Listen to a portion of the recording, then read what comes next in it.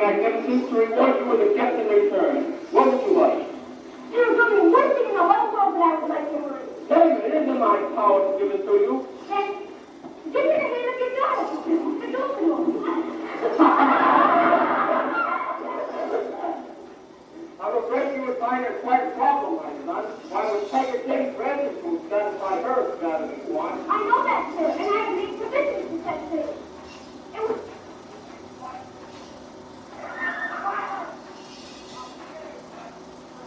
How many dollars?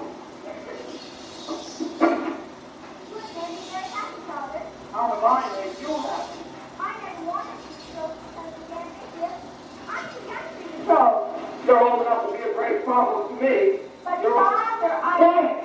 This time I'm going to punish you. Yes, Father. Too young to be betrothed. Yes, Father. Quiet! I'll teach you to disobey me. The betrothal to the son of the vengeance here is hereby canceled. But this time you'll be wise and you won't hesitate to talk your way out of it.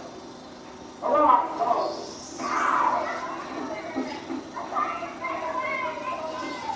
Where is my son? What have you done with her? I think it's here. And I didn't tell him to walk. My goodness, you are a play. Where is the winner? I committed 65, but I thought you would tell us who's going. You shall pay for this with your life. God, what a king! I've listened enough to your honor, please. You shall die. You shall never lay eyes on you.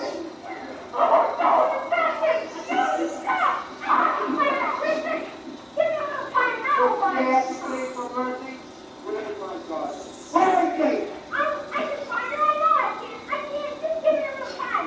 Leave me alone. I will find her. Don't put her in seven scared. I have a way.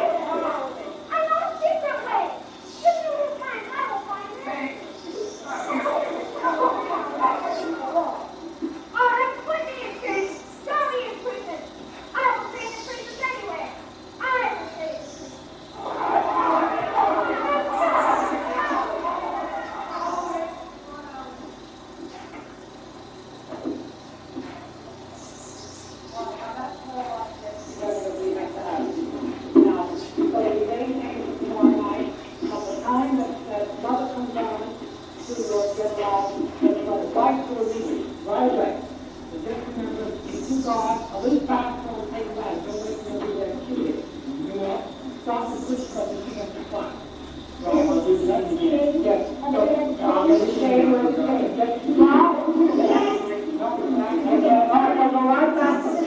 Right back to where Aladdin was on the rock.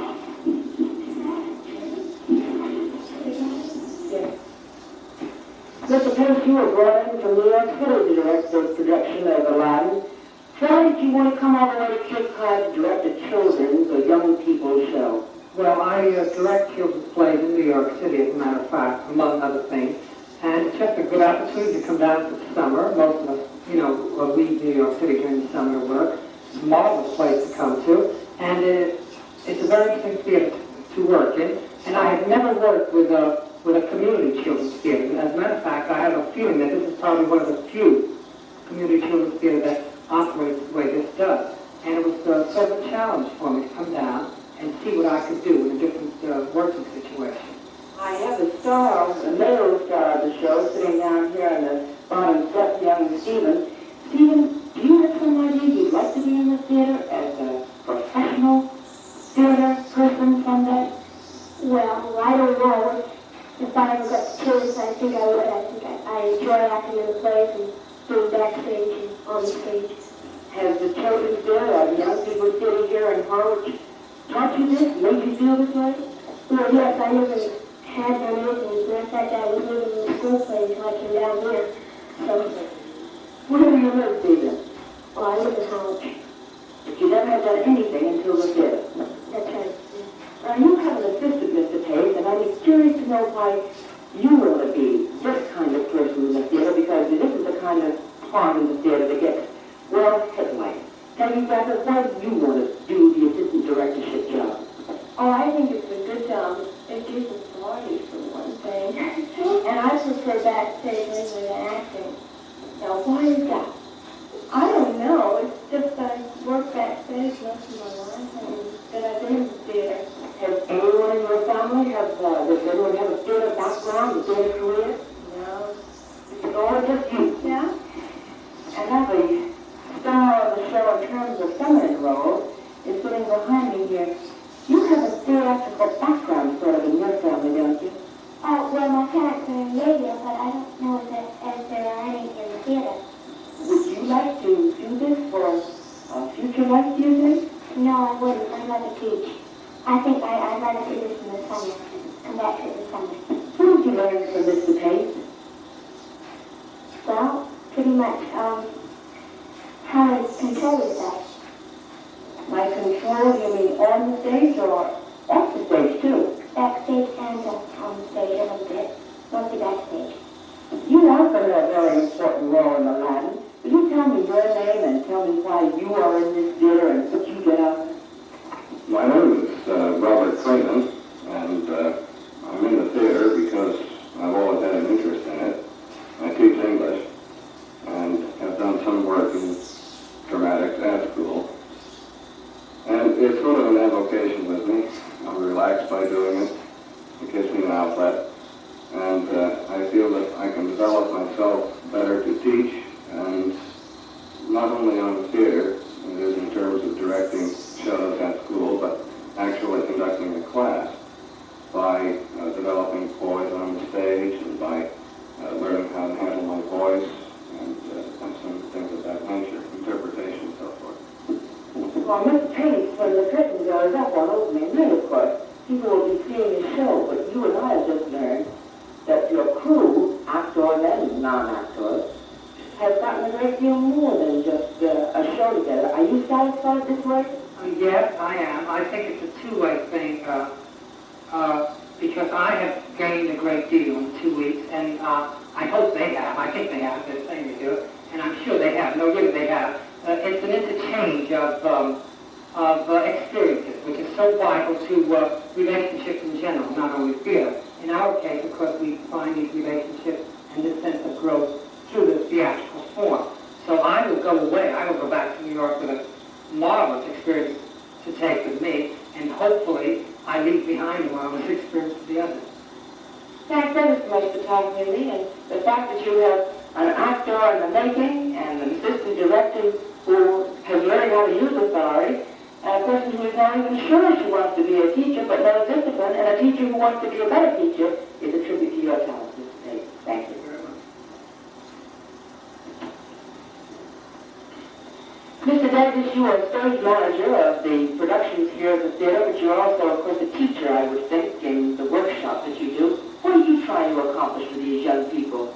Well, I think what I'm trying to accomplish is just what is in the brochure that is given out to help all the young people that come here from the ages of, say, 10 to 16 to understand what it means to create something, to actually work with their hands and build something such as the one there that did not exist beforehand. And at the same time, to learn how it's done, and to be done well, so that we don't not have just might say a kindergarten production, but a really professional production. Do you hold these young people to, say, professional standards of lighting and this type of thing? As best I can, I certainly do. I'd love to talk with one of your crew. Would you introduce me to the young lady sitting next to you? This is Miss Barbara Zapple, and she is the sister of Miss Peggy Zapple, whom we talked with a moment ago, and she's on the property crew. Now, I'd like to know, Barbara, what fun you get out of being on the property crew. You simply don't have glory or limelight. No, we don't, but we enjoy making sort of things. You get a lot of fun out of making, say, the inside of the cave. You can use your imagination, your own opinions to making such things as that. Are you saying, in effect, that most of the properties are actually created by you young people? Yes, they are. Most of them. By whose design, whose imagination is behind the creation? Partly the directors, but mostly the chairman of the property. And would you change for, say, a starring role? I don't think so, frankly.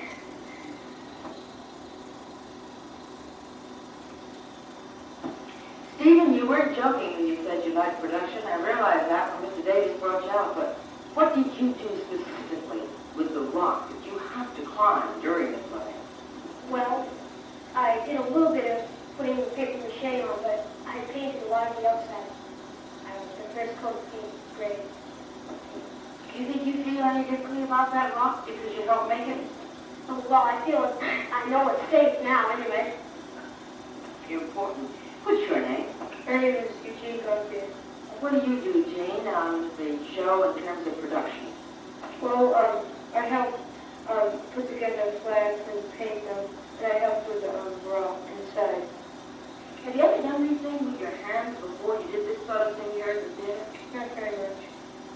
Did you enjoy this? Yes, very much. Oh, now, what's good about this kind of handwork that you'll remember and maybe even do more? Well, it teaches you to measure and how to do things neatly, to measure and paint. And you used any of your own imagination, any of your own creative ideas in any of this work? No, we have to take on bill because we have to do it correctly. What did that taught you, by the way? So, obey orders and do things right. Have you any idea what you'd like to be when you are a young man and out of school? No, I don't. Have you any ideas, for example, of being perhaps involved in theatrical production? No. But you haven't heard of vision. What's your name? My name's Clark Mueller. And Clark, what do you do? Well, I can get my hands into just about everything around a workshop. I can't name too many specific things that I've done. How old are you? I'm 14. And what year in school would you be? I'm going into 10th grade. Have you used your hands a great deal in your past life? Oh, yes. Is this something you enjoy very much? Very much, yes.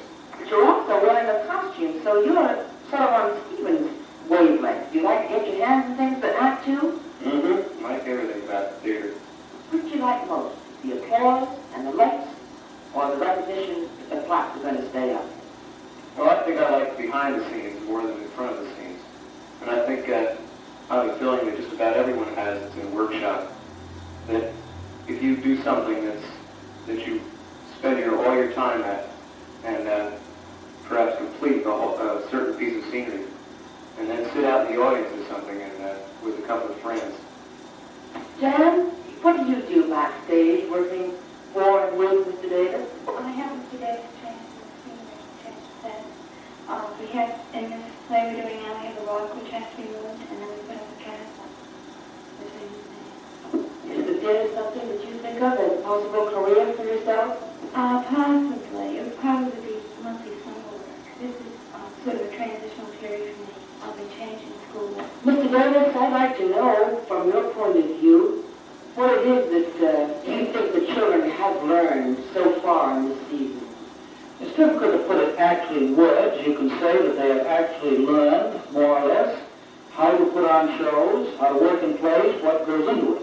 But I like to think that the various techniques and habits of thought, the cunningness that Jean mentioned there a moment ago, will stay with them in future life. Cunningness is an excellent example, and we do try and keep the stage and the auditorium clean always, cleaning up each day.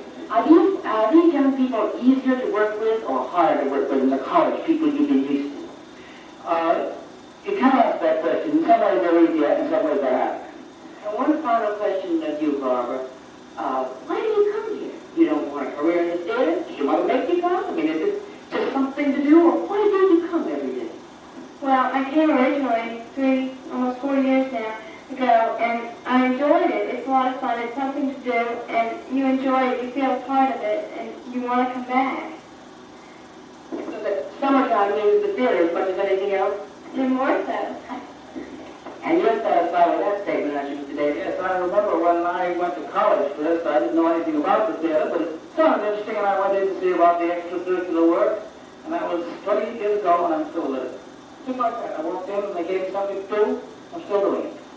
You can't tell what this rock on this stage may lead to. Thank you very much. Miss Beth, what would you say in a capsule would be the concept of this theater in Harwich? Well, I suppose it'd be fun. What about professionalism? Do you know of any young people who really have a goal toward a career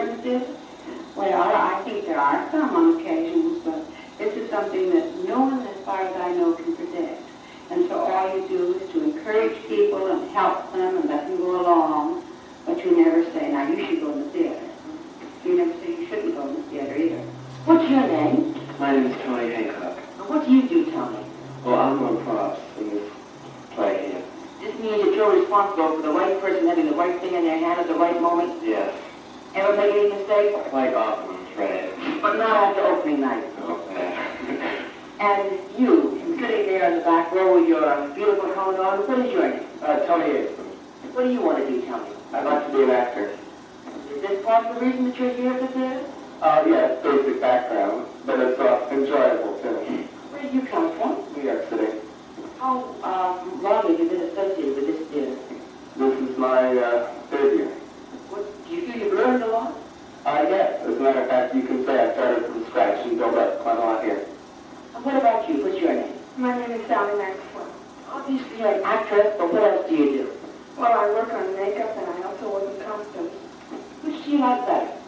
It's very difficult to decide, I think. I like them both very well. And then finally you, what is your name? Barbara Ford. And what do you do, Barbara? Well, I'm on makeup and I do some acting. And have you no choice between the two? I prefer to act. In short then, Miss Volk, fun does seem to be the answer, except in the case of Tony years ago.